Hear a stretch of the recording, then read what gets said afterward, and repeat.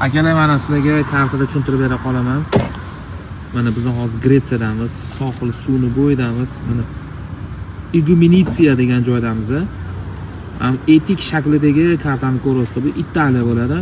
Italiyani Bari shahriga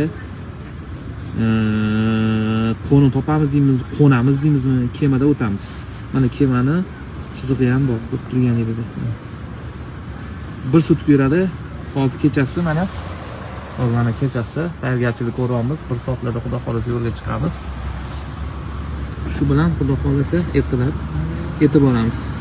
Mana qanchalik uzoqdamiz O'zbekistondan.